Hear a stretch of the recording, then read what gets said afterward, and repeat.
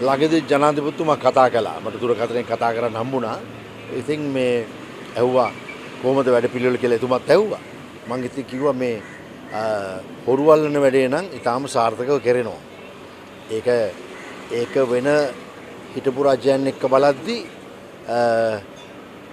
ගොඩාක් දූෂණ වංචාවලට අහු වුණ අය හෝල්සේල් යනවා වගේ පේනවා.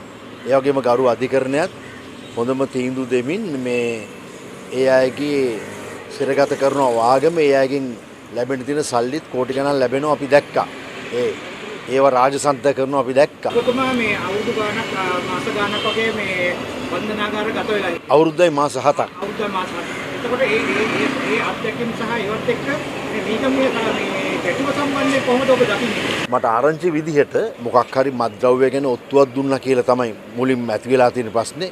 ඊට පස්සේ ඒකට ගහගෙන මිනිමරාගෙන බන්ද පොලිසිය ඇවිල්ලා ඊට පස්සේ එතන එහෙම තමයි මේ දේ වෙලා තියෙන්නේ. දැන් මම කියනවා මේ විපක්ෂ චෝදනා නගිනවා මේ සිද්ධිය සම්බන්ධයෙන් මේ රාජ්‍ය වකීලම අමාත්‍යරු ඉල්ලා අස්වෙන්න ඕනේ. මම දැක්ක මේ අධිකරණ ඇමතුමාට ඉල්ලා අස්වෙන්න කියලා කියනවා. ඉතින් ඔහොම මල්ලි මේ සිද්ධියක් වෙන ගානේ ඉල්ලා අස්වෙන්න ගියොත් එහෙම මල්ලි මේ රජයක් රටක් කරන්න හම්බෙන්නේ නැහැ. ඉතින් හැම දෙයකම ඉල්ලාස් වෙන්න ගියොත් එහෙම. ඉතින් මේක මං හිතන්නේ මේ මම දන්නේ මගේ පුරවැසියෙක් හැටියට මගේ මතේ මේක අධිකරණ ඇමතුමා අධිකරණ සහ බන්ධනාගාර පුනරුත්ථාපන ඇමතිවරයා සැලසුම් කරලා කරපු දෙයක් නෙමෙයිනේ. ඒ මනුස්සයාට කොළඹ මේක උනේ මීගමුවේ. ඉතින් මේක ඇතුළාන්තයේ ඇති වුණු ගෝරියක්. මේක ඉතින් හෙටත් ඇති වෙන්න පුළුවන්. අනිද්දාත් ඇති වෙන්න පුළුවන්. මොකද එක කාමරයක මේ කට්ටිය ඉන්නේ. එක ශාලාවක ඉන්නේ. උදේ 6ට අරිනවා දොර. ඊට පස්සේ ආයේ ඉඳලා රෑ 5:00 වෙද්දි වහනවා. මම ඒතර සිද්ධිය දන්නවා. ඒ ඇතුලේ ගෝරියක් ගියොත් මොන හරි වුණොත් ඒගොල්ලෝ එනකන් මේ ඕනම දෙයක් වෙන්න පුළුවන් එතන. එහෙම තත්ත්වයක් එතනදී මං හිටිය මිනිහෙක් හැටියට මං කියන්නේ. ඒ කියන්නේ මාව ඉස්සල්ලාම ගිහිල්ලා දැම්මේ මල්ලි පල්ලන්සේනේ මෙතන හිටිය දවස් 14ක්. ඊට පස්සේ ජුලම්පිටිය අමරේ මේ එතකොට බොහොම නම්දරාපු කට්ටිය ඉන්න කාමරයකට තමයි මාවත් දැම්මේ. ඉතින් මටත් ඒ දේ වෙන්න තිබුණා. එහෙම දෙයක් වුණා නම් කවුරුත් එන්න ඉස්සෙල්ලා මේ යන්නත් ඉන්න තියෙනවා ඉතින්. ඒ වගේ දේවල් මං අත්දැකීම් තියෙනවා, දැකලා තියෙනවා. මං ඉන්න කාලෙත් ඒ වගේ ගැටුම් ඇති වුණ අවස්ථා තිබුණා. රජයක් හැටියට වගකීම් බාරගත්තා. ඔව්. බාරගත්ත එක සාධාරණීකරන්න පුළුවන් කොහොමද? ඔව් මම වෙන ඇමතිවරු නම් දැකලා නැහැ. එතුමා කිව්වා මම බාර ගන්නවා. මම බාර ගන්නවා කියලා. වෙන අය නම් බාරගත්තේ නැහනේ. ඉතින් දැන් පිටරටවලත් අපි දකින්නනේ මල්ලි කට්ටිය කියනවා අපි බාර ගන්නවා වගකීම කියලා. අපි දැකලා තියෙන්නේ ඒව තමයි පිටරට. නමුත් ප්‍රථම වතාවට තමයි මම දැක්කේ මල්ලි දැන් පාසුක ප්‍රහාරයත් කවුරුත් වගකීම බාර ගන්න නෑ කියලානේ කිව්වේ. මම මේ නිර්භීතකමට නම් ගරු කරනවා. එතුමා කියනවා මම වගකීම බාර ගන්නවා කියලා කිව්වා පහුවදාම ගියා. මම හිතුවා පහුවදාද එදාමද ගියේ මල්ලි මන්ද. එදාම ගියා. ඔව්. ඉතින් එදාම ගිහිල්ලා තියෙනවා.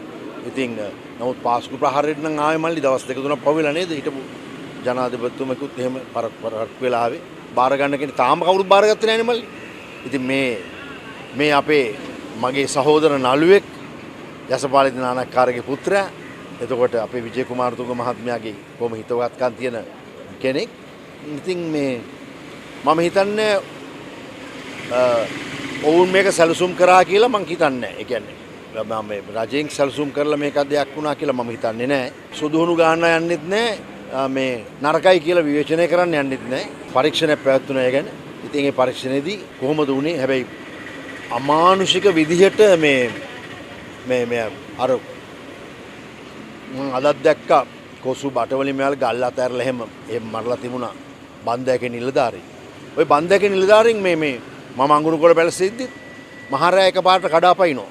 කඩාපැනලා ටෙලිෆෝන් හොයනවා.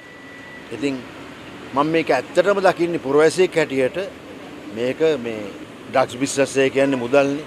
ඉතින් මේ අය තණ්හාව වැඩිකමට තමයි මේ ප්‍රශ්න ඇති කරගන්නේ. ඔත්තුවක් දුන්නා කියලා තමයි ප්‍රශ්න ඇති වෙලා තියෙන්නේ. ඉතින් මම මත්ද්‍රව්‍ය වලට විරුද්ධයි මල්ලි. මත්ද්‍රව්‍ය අල්ලනවට මම කැමතියි. මේ රාජ්‍ය මේ වෙනකොට මේ පාස්කුමාර සම්බන්ධයෙන් නැවත පරීක්ෂණ කරගෙන දැනට ගොඩක් අය මේ චෝදනාවට ලක් වෙච්ච අය තමයි මේක පරීක්ෂණ කරනවට විරුද්ධතාවයක් වගේ පේනවා. ඒක මොහොමද කොහොමද? ඔත පරීක්ෂණ කරනවට විරුද්ධ වෙන්නේ මල්ලි. එතන මල්ලි 300 ගාණක් මැරලා 500 ගාණක් ආබාධිත වුණ ලොකුම ප්‍රහාරයක්නේ. ඉතින් මම හිතන්නේ හරි පුරවැසි වුණා ලංකාවේ පරීක්ෂණවලට සහයෝගය දෙන්න ඕන කියලා.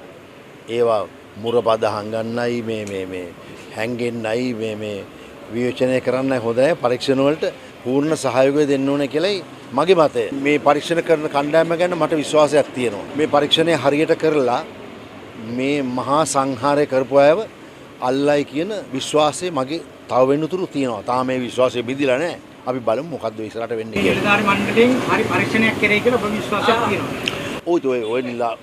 ඔය නිලධාරි මණ්ඩලයේම තමයි මේ පහුගිය ටිකේ නම් දරාපු කේසස් කරේ. ඒවට හරි පිළිතුරු ආවා. මම ළඟදී දැක්කා පාර්ලිමේන්තුවේ කියවෙනවා මේකට අත්අඩංගුවට ගත්ත අය මේකට ඍජුවම සම්බන්ධයි කියලා කියනවා. මම ඇහුණා පාර්ලිමේන්තු එකේ. නමුත් පාර්ලිමේන්තුවේ කියනවල මේ වගකීමක් නැහැ කියලා කියනවනේ. අපි බලමු කොමිසමේන වාර්තාව. ඉස්සරහට දිගටම රටේ වෙන තොරතුරු බලන්න අපිව සබස්ක්‍රයිබ් කරලා අපිත් එක්ක රැදිලා ඉන්න යාළුවනේ.